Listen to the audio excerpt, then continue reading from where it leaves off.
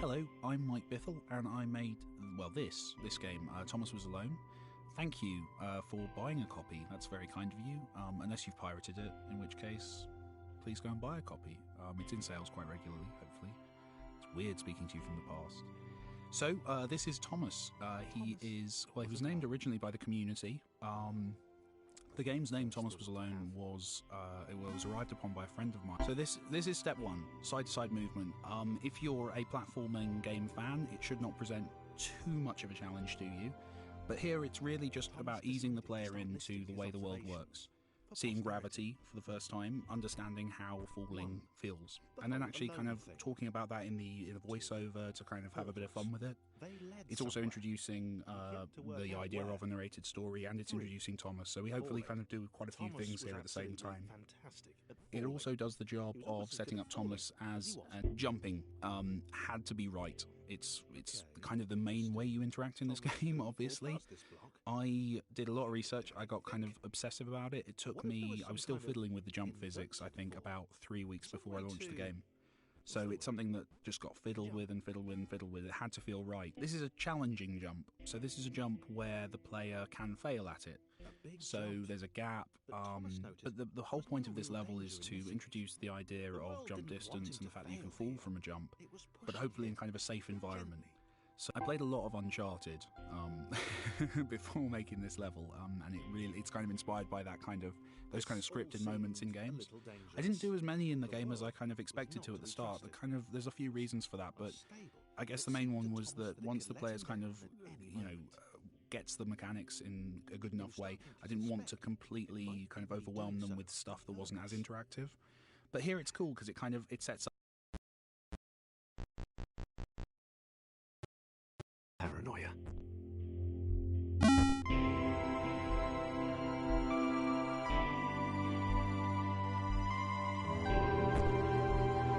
Thomas wondered whether the portals were actually taking him anywhere. He felt like he was making progress, but there wasn't really any way to know. He seemed to be moving predominantly up and to the right, which It might have been paranoia again. But Thomas could have sworn the world was becoming more complicated. It always seemed to be one step ahead of his skills. It had been designed just for him. He wondered why. Was the world testing him? No, too obvious.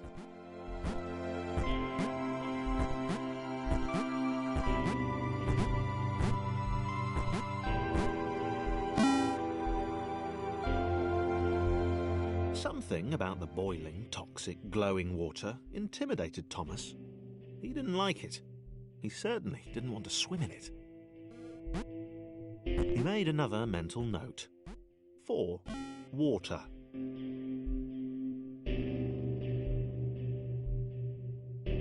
The loneliness was getting to Thomas.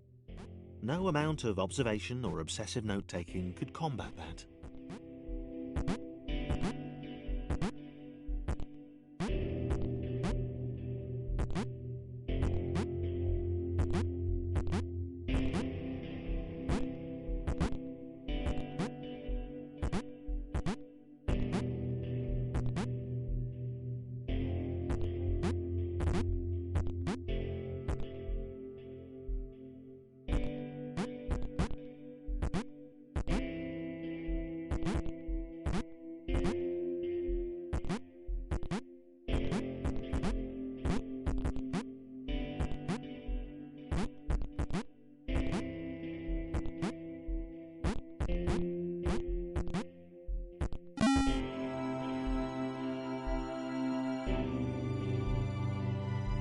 Thomas had a new theory.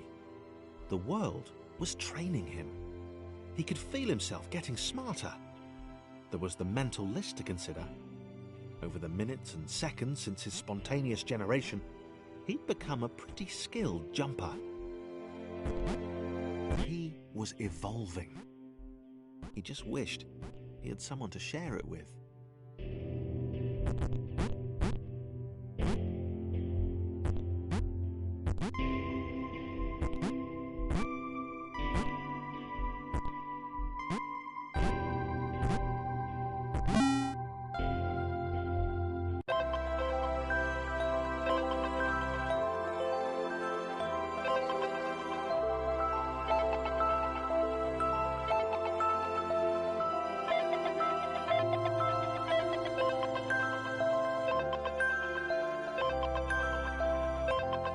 Chris took an immediate and deep dislike to the skinny red rectangle. Who the hell did this Thomas think he was?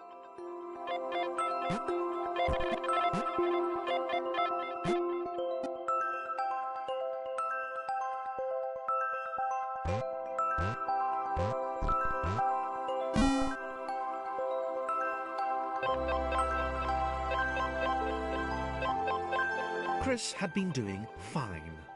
He wasn't the highest jumper, but he'd held his own. He'd even been graceful at times. Well, not technically graceful. It's probably the wrong word, but, you know, fine. There was that skinny little runt leaping about like he owned the place.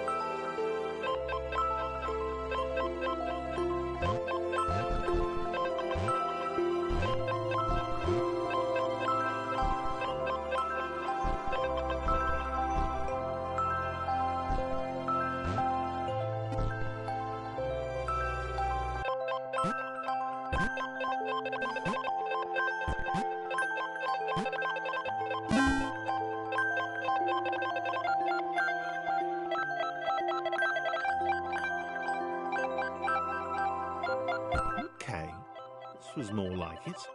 A glowy white thing. Only Chris could get to it, which of course made it all the more enticing. What would it do? What new opportunity might this switch open up to him?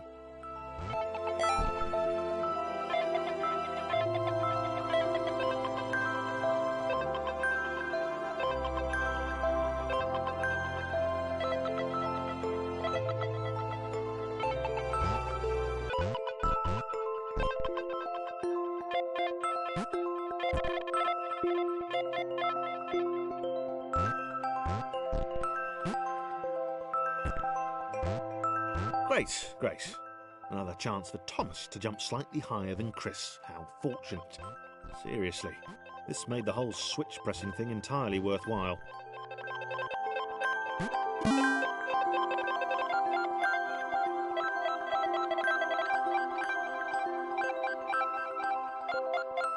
Was this good? Because on the surface, it did not seem good. Chris was pretty scared. Little Red seemed fine, happy to be on his merry little adventure. Chris couldn't shake the feeling that things had taken a significant turn for the worse since Thomas had joined him. Sure, he'd been able to piggyback his way to ever so slightly higher platforms, but where had that got him? Well, to ever so slightly higher platforms, which was sort of his point.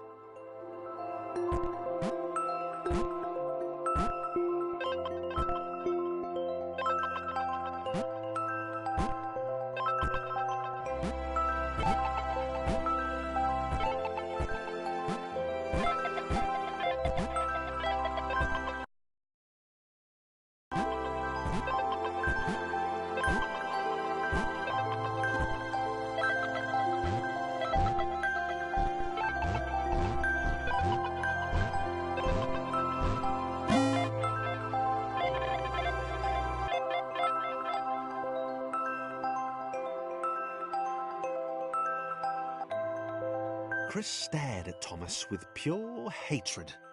He seemed so very happy at their situation. Friends together, a brave fellowship of quadrilaterals on a quest for greatness. That would be fine.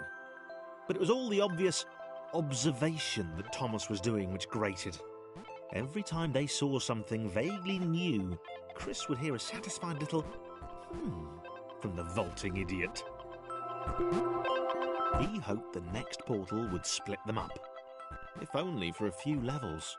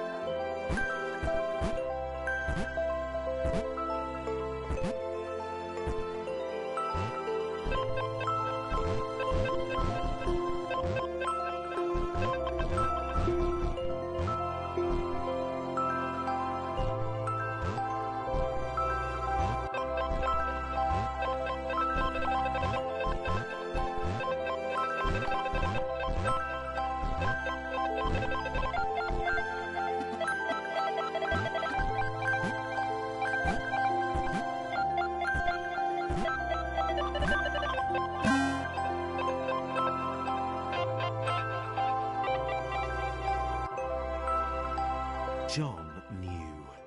He knew that this was his chance, a moment to shine. This was game day.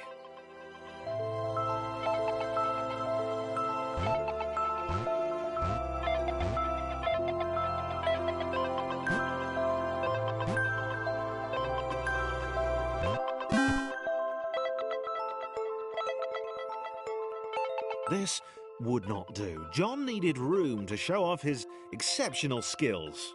As it was, he was trapped on the wrong side of these little dot things. Where did they come from, anyway?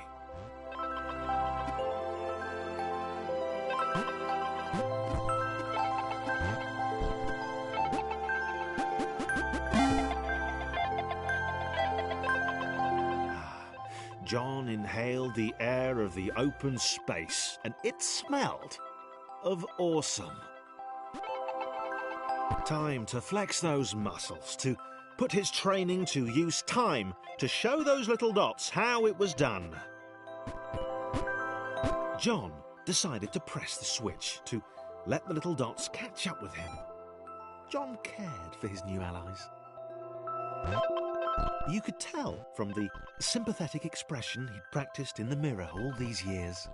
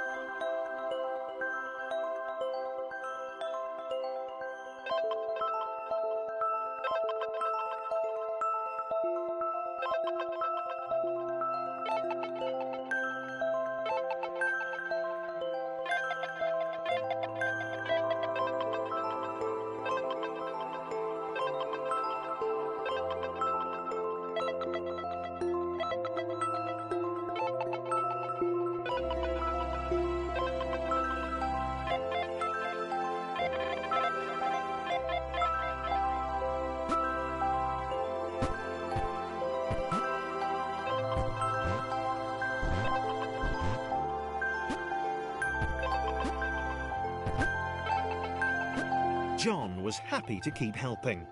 He felt it was important to his image that he was seen to help the little guys.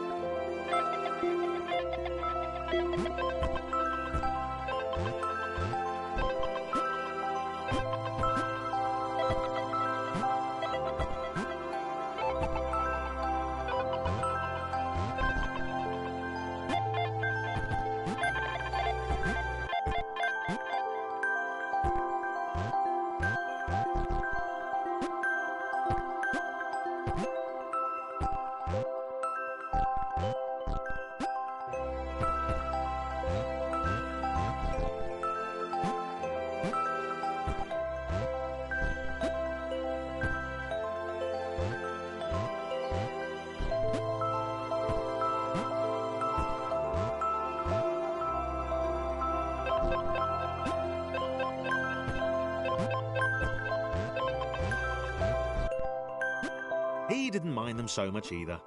The red one, Thomas, had a charming way of applauding every time John jumped.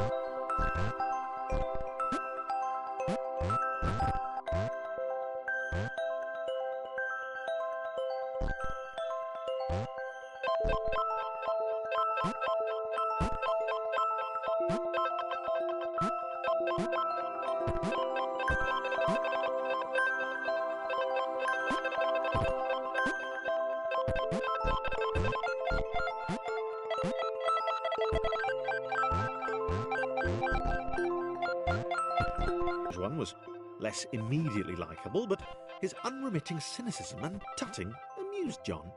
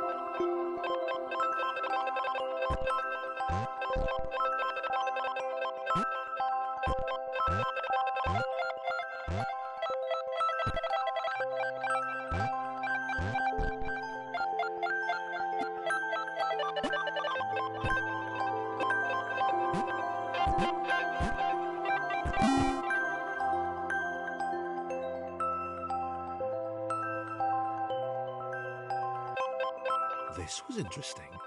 A floating target. This would require coordination, balance, and timing. John was sure the dots would be lost, but he was happy to guide them to triumph.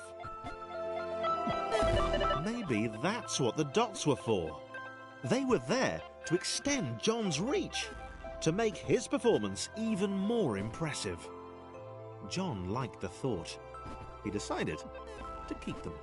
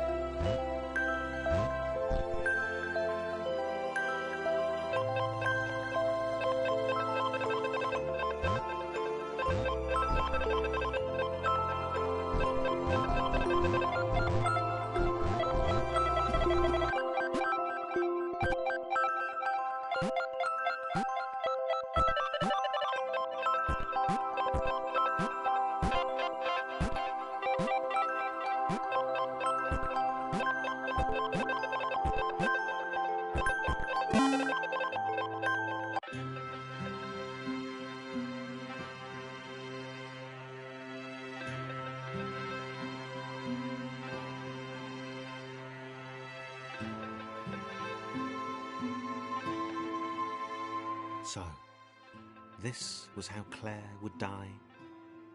She knew it would happen eventually.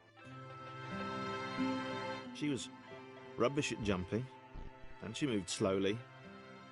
She felt a little like her continued existence was breaking some kind of natural order. The crumbling pillar was a dramatic death, she supposed. Wait, what? Claire couldn't shake the feeling that she was not, in fact, dead. It was at that moment that Claire realised she had superpowers.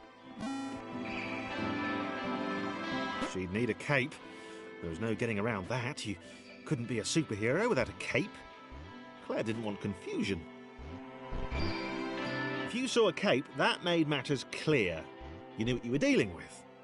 Claire was all about communication. And, you know, floating in water, which was her superpower.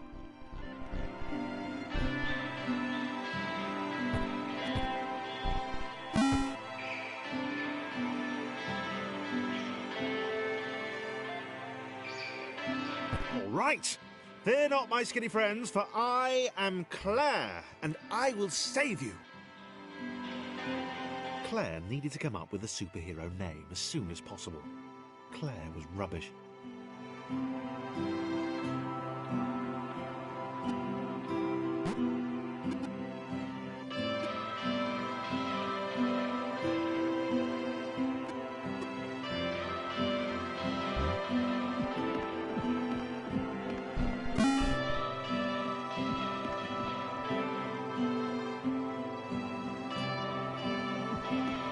Claire arrived just in time, which was, of course, the perfect moment for superheroes to arrive.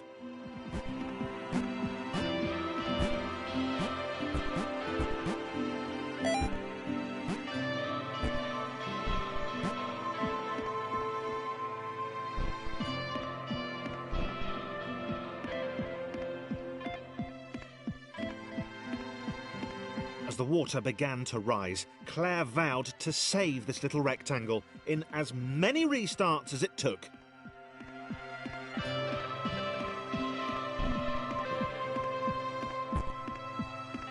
Claire wondered if Thomas would make a good sidekick. Or was she more the loner? Claire arrived just in time, which was, of course, the perfect moment for superheroes to arrive.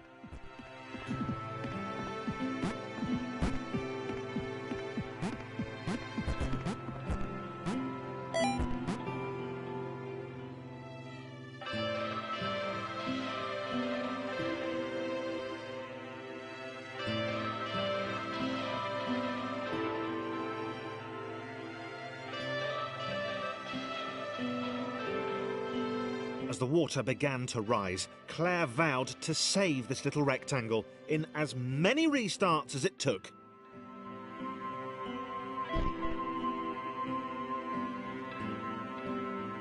Claire wondered if Thomas would make a good sidekick. Or was she more the lone Avenger type? She liked that. The sole hero in a world of rectangles and conveniently placed pools of toxic water.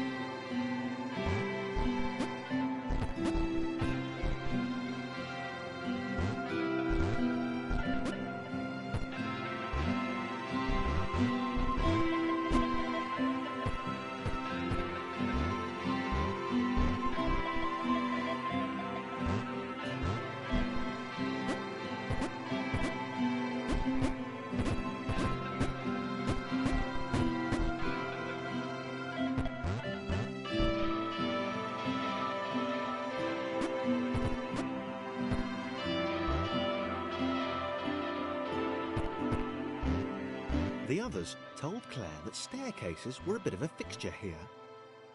Claire wondered why the world made it so difficult.